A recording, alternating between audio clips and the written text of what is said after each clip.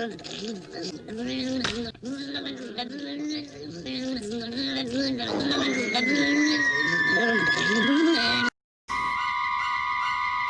pessoal.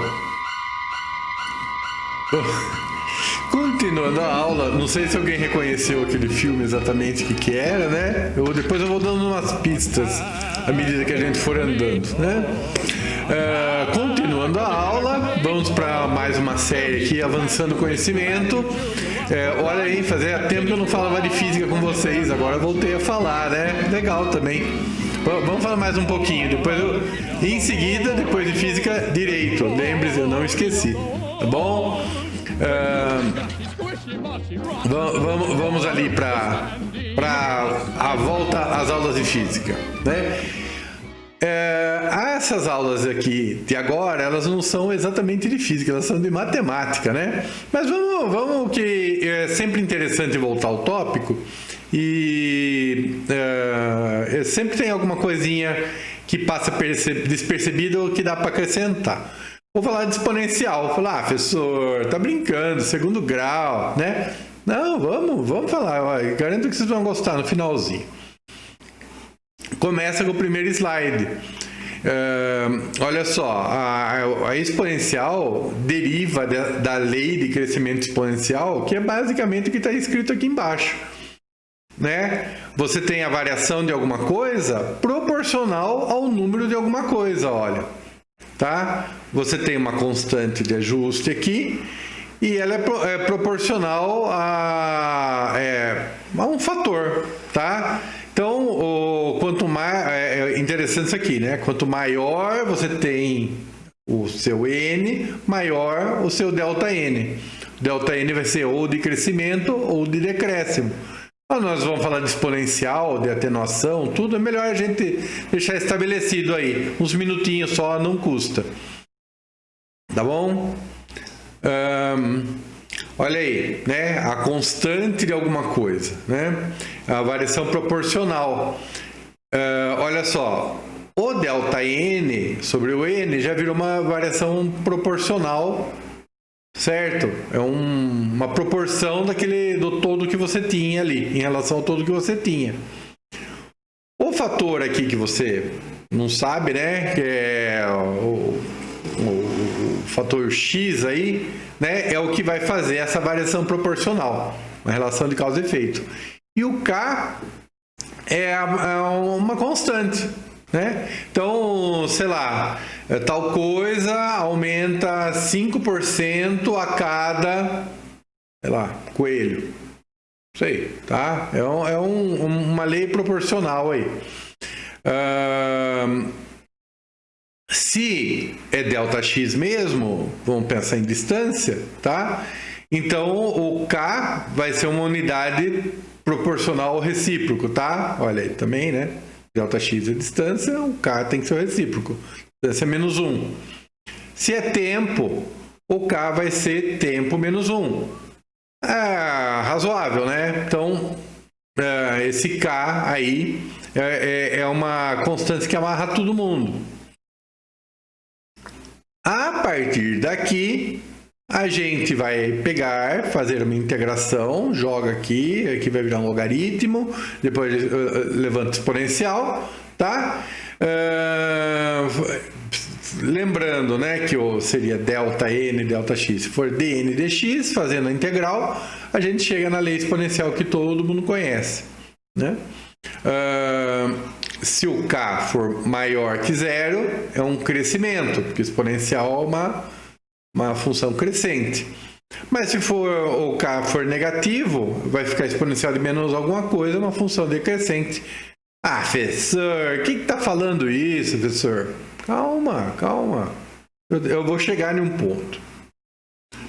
Olha aí, k positivo, aumento, k negativo, né? Vai aterrissando aqui, né? Aqui já começa a ficar no que eu queria, enfim, né? Tiveram paciência de aguentar 4 transparências, né? Chegar. 0,06 centímetro menos 1, né? Essa constante aqui. Esse número, ele tem uma interpretação, vamos falar, no mundo real, não é um número matemático, tá? Nós estamos falando de 6%, de um crescimento de 6% por centímetro, né? Ah, mas o quê? Não, é um exemplo. E aqui é negativo, né? É um decréscimo de 2% ao ano. Ah, professor, interessante. Quer dizer que quando fala assim, os casos de Covid estão crescendo 2% ao mês. É isso aí, tá? Se a gente pensar que está obedecendo uma lei exponencial, é isso aí mesmo. Tá bom? Vamos explorar um pouquinho mais essa semântica para ver o que a gente tira. Poucos transparência, gente, já está acabando. Olha, o exponencial é interessante quando a gente quer pensar em termos de duplicação e semi-redução, né? Vamos ver, para ter o dobro, né? Olha, eu tenho um n, agora eu vou ter 2n, né? Então, o 2n vai ser um fator aqui vezes o tempo, né? Que tempo que duplica? Joga para tudo aqui, tá? É o tempo logaritmo de 2 na base natural sobre k. E também a mesma coisa, para ter alguma coisa pela metade, né? Qual que é a distância que corta pela metade aqui, né? É que o k já seria negativo, né? Por isso que virou menos aqui, mas seria também logaritmo na base natural de 2 por k. Isso aqui é interessante. Aqui eu só mais uma transparência voltando, né? Vamos substituir aqui o tempo na exponencial, né? Exponencial de logaritmo de 2. Olha que perfeito, olha que perfeição, né? Vou falar o que temos aqui, né? Esse logaritmo de 2 na base natural é esse número aqui, que é 0,7 para todos os efeitos, tá? Pense nele como 70%. Às vezes isso aí facilita contas. É nesse ponto que eu queria chegar. Tá? Então, 70%, professor, 70%. Ó, o K, lembra que a gente fez uma interpretação de porcentagem por tempo, por distância? Tá? Então, o que vai fazer a duplicação seria o logaritmo de 2 pelo K, né? Pensando aqui no 2%, é 70% por 2%.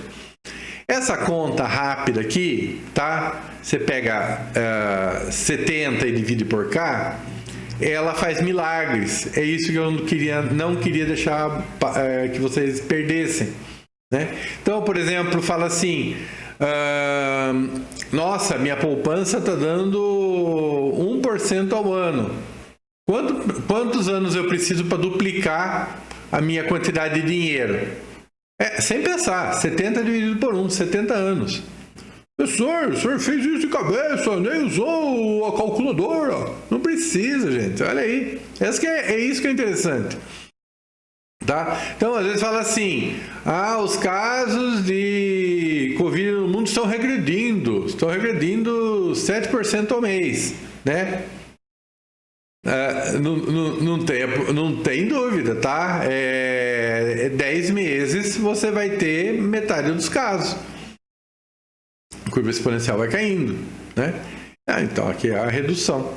Tá bom? Olha aqui, ó. Mais uma redução aqui.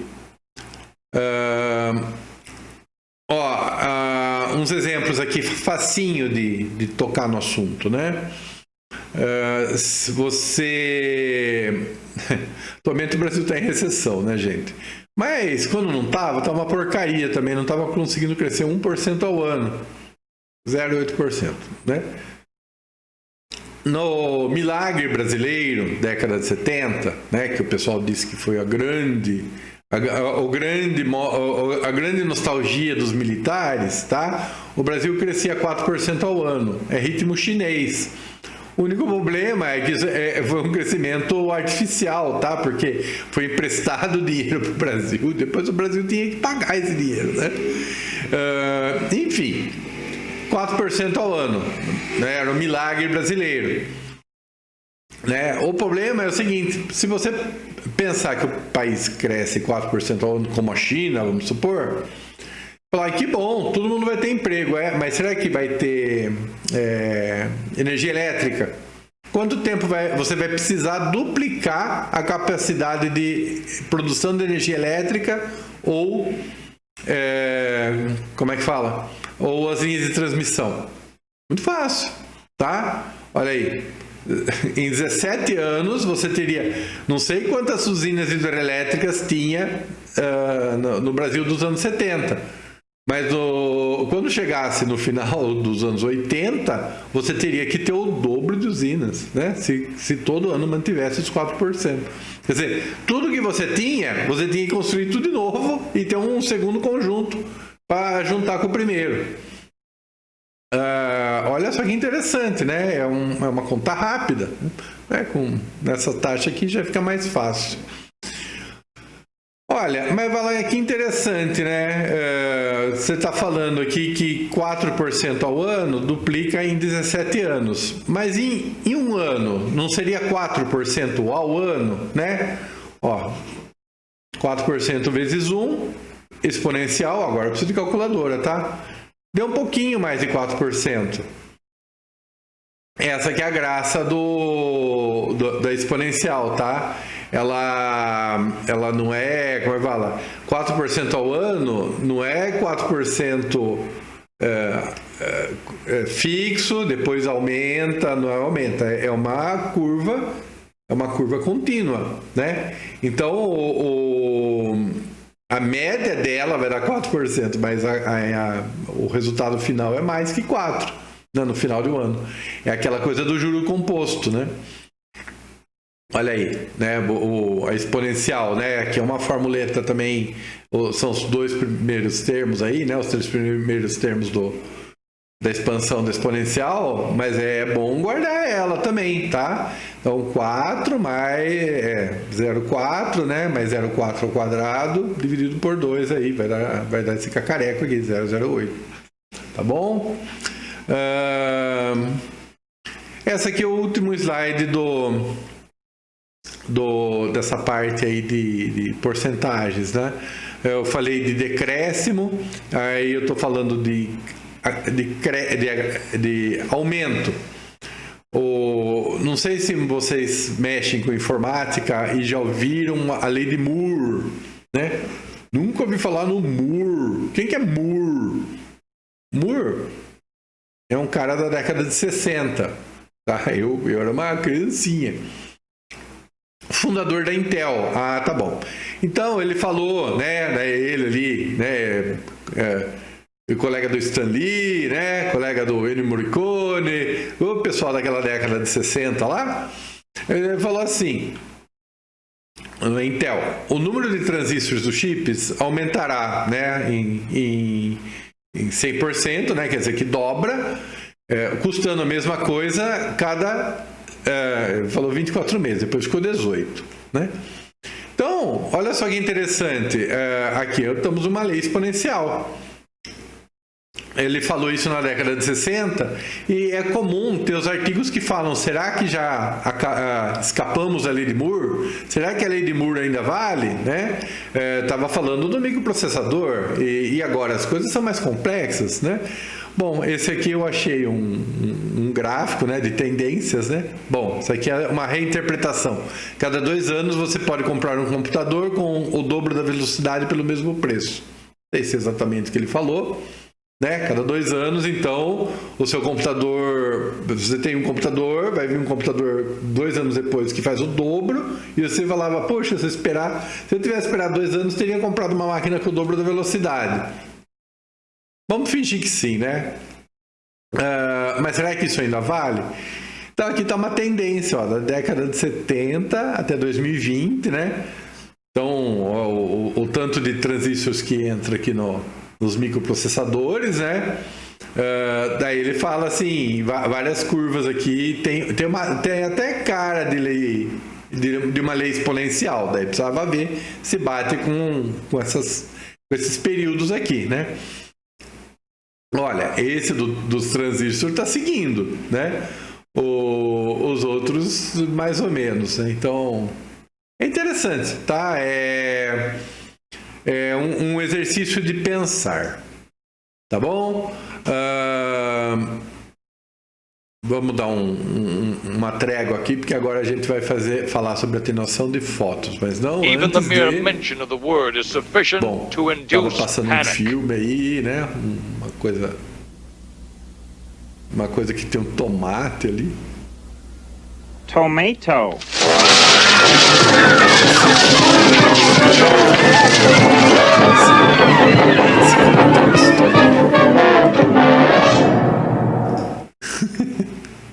Que filme será que é esse, hein? Vamos ver. Olha, lei exponencial dos fótons, tá? Os fótons, né, à medida que se propagam pela matéria, estão sujeitos a uma lei de atenuação exponencial, tá bom? Aqui é um pequeno histórico aí. Né? Com o tempo? Não, né? Fóton não estraga, é com a distância, o percurso dele. Vamos lá. Boger-Lambert, tá? Isso aqui são químicos, se eu não me engano, do século XIX. Eles não estavam interessados em fóton e nem atenuação. Eles estavam interessados em espectrofotometria de soluções aquosas. Tinha mais a ver assim com de falar o quanto ela clareava ou ou ficava mais transparente ou mais escura com relação à quantidade de coisas que você tinha. Então eles falavam, olha, isso aqui obedece uma lei exponencial. A partir daí, essa coisa de atenuação exponencial acabou virando a lei de Boger-Lambert. Às vezes aparece a lei de Beer. Não sei, tá? O contexto original não era aquele, mas virou a exponencial aí que a gente fala. 1907, 1919, de novo, né? Aquela coisa histórica. A gente tá lá no Pierre Curie estava vivo, o Röntgen estava vivo, você tinha aquele pessoal lá todo ali experimentando, né, descobrindo se o fóton tinha a radiação gama, se a radiação gama era radiação mesmo, né, tipo assim, não era partícula carregada e se comportava como fóton, né? Então, Barkla, eu até falei naquelas aulas históricas, tá? Sadler eu não lembro de ter falado. Soddy eu também falei naquelas aulas ali. São pioneiros, né? Daquela época lá do Rutherford, tudo. Eles estabeleceram que o feixe de fótons, né, provavelmente baseado no rádio, né? Eles obedeciam uma atenuação exponencial. Ah, que interessante, né? Então, eu só pus aqui a lei exponencial para lembrar você, às vezes eu sempre me confundo. Esse N aqui, o que ele é, né? Ele é o número daquilo que vai restar, é o dos sobreviventes, né? Então, você tem um número inicial, você tem uma exponencial negativa, o N é o que vai sobrar do N0 no final. Ah, mas não era proporcional? Proporcional no infinitésimo, tá? Mas se você pegar a infinitésimo, no próximo infinitésimo, ele está subtraído de mais um pouquinho. No próximo, está subtraído mais um pouquinho. É assim que funciona, tá? Então, por isso que o N0 só vale na primeira iteração. Depois, está sempre sendo comido. De uma forma proporcional, mas que várias formas proporcionais acabam virando uma exponencial aí. Tá bom? E o Mi, agora não vamos mais falar de K, tá? É tudo Mi. É o coeficiente de atenuação linear. Normalmente ele está em por centímetro. Ah, tá bom. Então é uma fração de fótons que é comida por centímetro. Isso. Ó, aqui é o coeficiente de atenuação linear total, tá? Os fótons que são sumariamente retirados do feixe. Esse aqui, os N0, né? E aqui saiu um monte de fóton. O que eu acho que a dramaticidade dessa figura mostra aí que você tem o feixe colimado. Mas os fótons estão vivos, olha quanto que tem, tá? Esses aqui não contam mais, eles saíram do feixe colimado. A ideia é que você vai detectá-los lá na frente e esses aqui que tiveram deflexão você não pega mais. Então, isso vai voltar a uma coisa que eu havia falado, que chama geometria de feixe estreito e geometria de feixe largo. Aguente, tá? Estamos chegando nessa aula aqui. De novo, né? A coisa da equação que gera, né? A exponencial e a própria exponencial. Se tivesse efeito fotoelétrico aqui, ia comer aqui pelo meio, né? Um dos risquinhos paralelos, tá? Por exemplo. Esses são mais espalhamentos mesmo. Tá bom? Olha aí. Lei exponencial de atenuação dos fótons de alta energia. Os 4 principais processos, que eu já falei com vocês, tá? Rayleigh, fotoelétrico, Compton, produção de par. São independentes um do outro. Tá? Então é interessante, estão todos concorrendo, né? Qual deles que vai acontecer primeiro? Probabilístico, né? Então, se eu tenho aquele feixe aqui, ó, vamos supor, tem um monte. Alguns deles vão ter o fotoelétrico, alguns deles vão ter a produção de par. Não dá para ter os dois, né? Não dá para ter dois, porque o feixe, o fóton na hora que interage, ele a princípio ele sumiu, tá? Ele virou outra coisa. Ele foi retirado do feixe colimado. Então, opa, desculpa, gente. Aqui, ó. A fração, né? Que vai sobrar é a fração multiplicativa, né? É quanto que o Rayleigh comeu, o fotoelétrico comeu, o Compton comeu e a produção de par comeu. O Rayleigh vai, mas ele não deixa a dose. Mas não é para deixar, ele tirou o fóton da jogada. Aí nós estamos naquela parte que é a atenuação do feixe total. Não estamos ainda do feixe total que foi atenuado, quanto de dose ficou no meio. São as aulas que vêm em seguida. Primeiro a gente está no mais pedestre, tá bom? É só ver a subtração. Olha aí, né? Consegui fazer aqui, ó.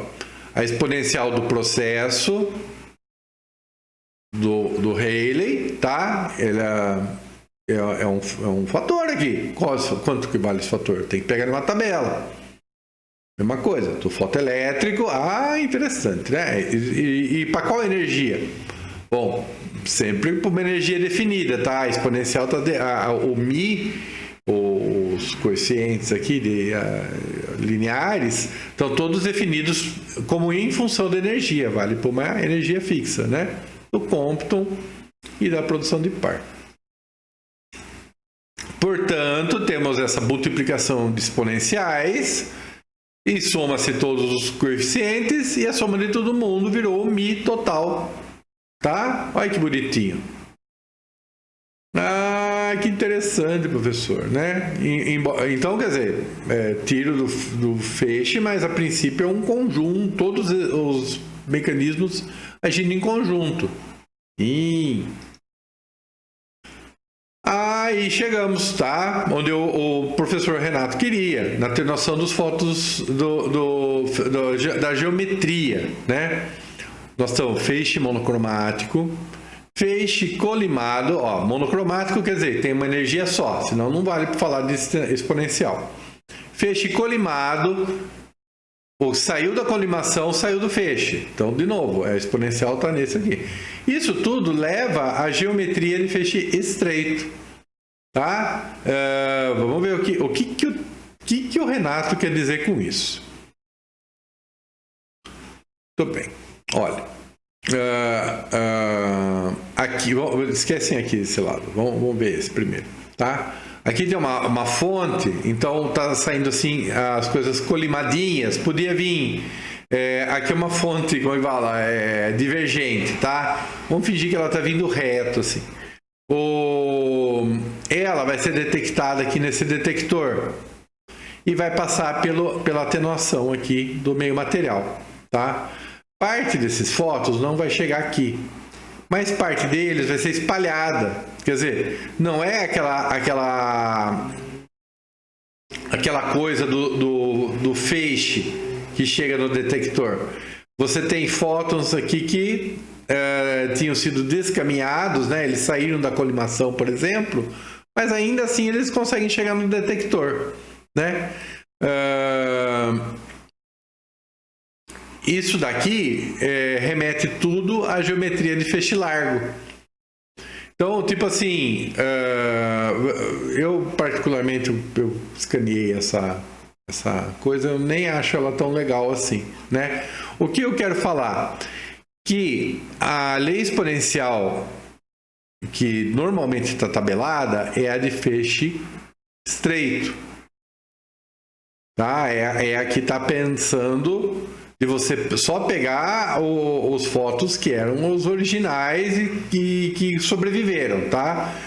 Mas do feixe largo você acaba pegando a radiação espalhada, parte dela. Por isso que eu coloquei menos, porque olha que chique, né? Menos atenuação.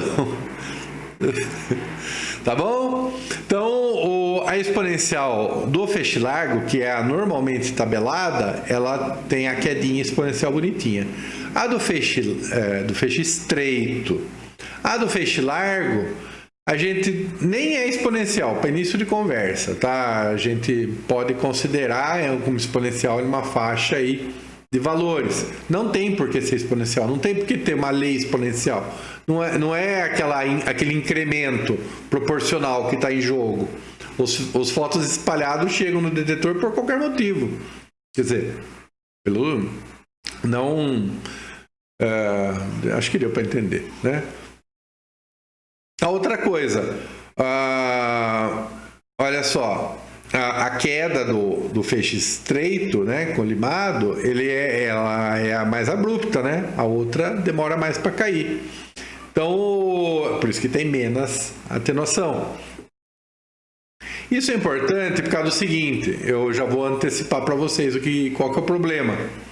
Até vou me colocar em outro canto aqui, né? Acabou caindo em cima do texto. Vou ficar do lado menos aqui. O que acontece? A gente é físico. Pega o detector. Tem ali uma parede. Deixa eu ver. Uma parede. Aqui eu vou medir. Do outro lado tem alguma coisa radioativa. Eu falo, muito fácil. Se eu souber a espessura, né? Eu sei a atenuação, eu sei quanto que está do outro lado. Ou ao contrário. Olha, eu sei quanto que está saindo do outro lado, eu calculo a espessura pelo que eu receber. Você vai ter um número menor, tá? Esse número dificilmente vai estar obedecendo às condições de feixe estreito. Só um detetor desse lado, você está pegando toda a radiação espalhada de qualquer forma, né? Por um monte de processos. Então, na hora que você vai fazer uma conta, você dá um susto, dá tudo errado, né? Entenderam? Porque vocês insistiram em usar números da configuração de feixe estreito na configuração de feixe largo. Olha aí. Então, para você estar na situação de feixe estreito, né? Tem uns truques aqui, né? Senão, olha, o que você tem de feixe largo acaba chegando. Como é que truques que eu tenho, né? O detetor pode ser minúsculo. Né? Porque daí se vier espalhado, até pode chegar o espalhado aqui, né? Mas a dimensão do detetor ajuda, né? Se tiver um detetor tamanho de uma panela, tá? Vai chegar coisa mais espalhado nele, né? Uma coisa bem pequenininha. Pode estar... isso é um jeito aqui, um detetor menos eficiente, mas, né, você está mais perto das condições de feixe estreito. Distância, né? Então, o detetor pode ser pequenininho, mas tipo assim, quanto mais distância, toda a bereba espalhada aqui, tá? Ela não chega, só chega a colimação. Chega o que é mais retinho aqui, né? Ah, mas vai ter uns tortinhos. Não, aí vamos lá, talvez não seja o feixe super ideal, né? Mas nós estamos ainda numa condição de feixe estreito de alguma forma. Ah, não tá bom, põe mais distância, né? A outra coisa é a pós-colimação. Então eu posso estar com um detetor maiorzinho aqui, mas eu fecho ele, né? Para que ele não receba fótons espalhados. Os 3 casos, eu já vou estar com um detetor menos eficiente de qualquer forma, né? Ou ele é pequenininho, ele está mais longe, ou ele está mais fechado, né? Então, a geometria de feixe estreito, ela é a certa, ela é onde você tabela, onde você tem as contas, onde você consegue pensar.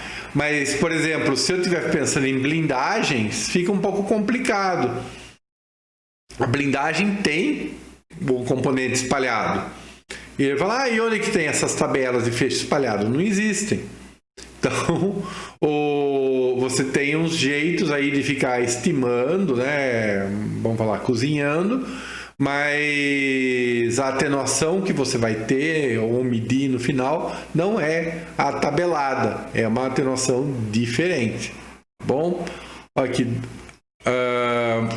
agora para arrematar a aula, né? Vamos falar assim, o coeficiente de atenuação linear. Então estamos falando de distância, né? De espessura, então ele é o recíproco da dimensão, né? Lembre-se, hein? Sempre atenuação de feixe monocromático, colimado e geometria de feixe estreito. Senão, vocês estão fazendo conta e estão errando crassamente, tá bom? Aí aqui está a exponencial, né? Então, mas será que o SOD, o Bark lá, aquele pessoal lá de 1900 levou em conta? Com certeza. Bom, olha aí. O coeficiente de atenuação linear. Usualmente é o recíproco, né, da distância, centímetro menos 1. Ele depende da densidade do meio. Por que não? Né? Ele tem a ver com a atenuação do meio. Se o meio é rarefeito, o meio atenua menos, certo? Então, olha só, o da água, ele é maior que o do gelo, porque a água é mais densa, e que é maior que o do vapor, falando de 3 estados que é a substância aí da água. Puxa, quer dizer que eu tenho que levar a densidade de alguma forma? Pois é. Quando você pega um coeficiente de atenuação linear, você está pegando de alguma substância padrão que você tem uma densidade padrão.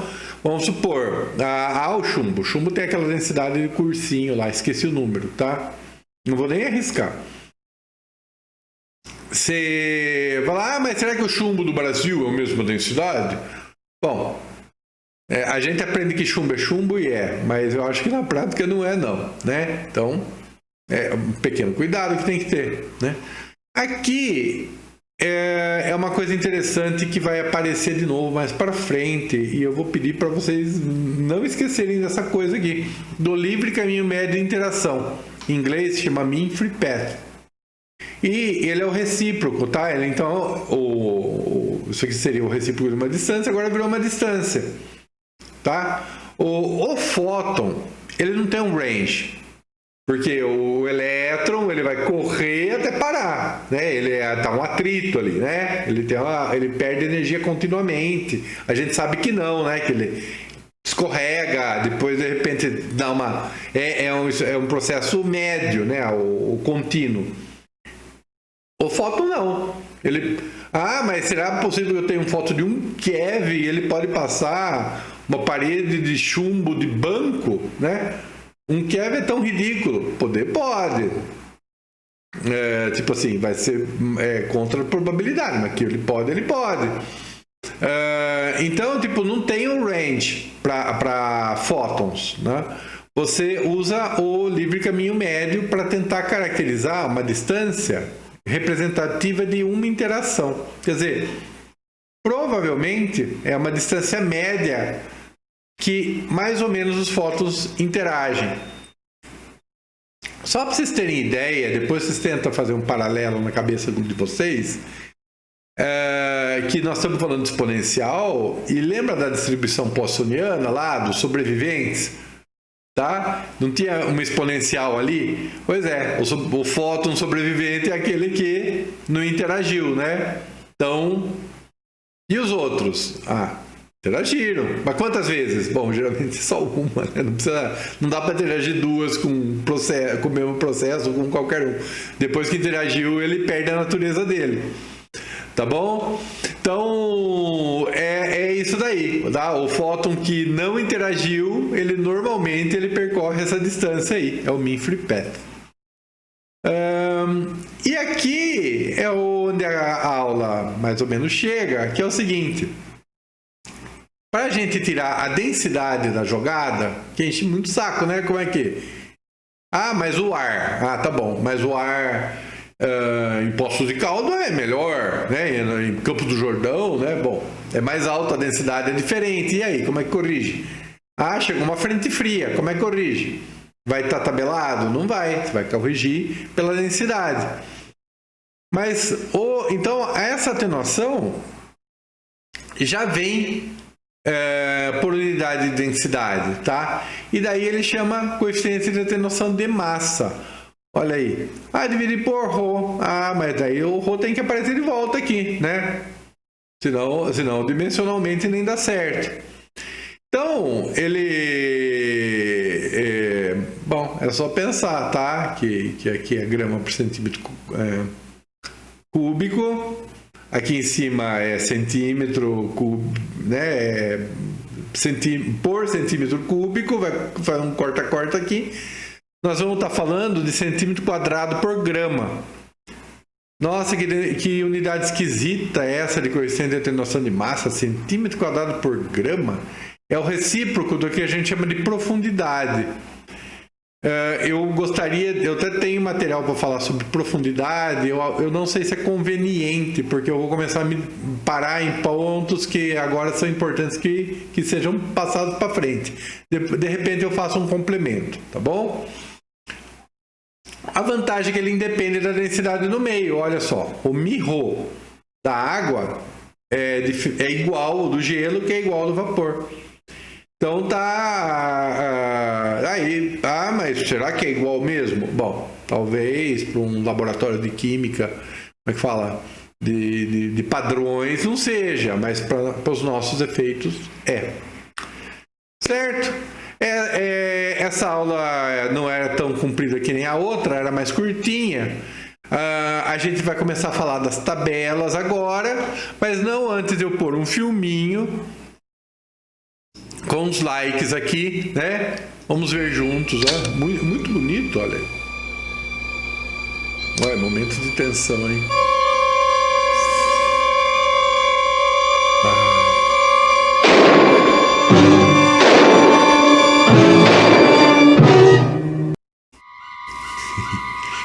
Que filme misterioso é esse? Tá bom. Falaremos disso depois, tá bom? É um filme trash, é um filme conhecido, trash. Mas vai que vocês não conheçam, né? Vocês ficam conhecendo. Muito obrigado de novo, tá? E eu agradeço aí, tem um monte de aulas para vocês assistirem agora. E eu vou descansar. Até mais.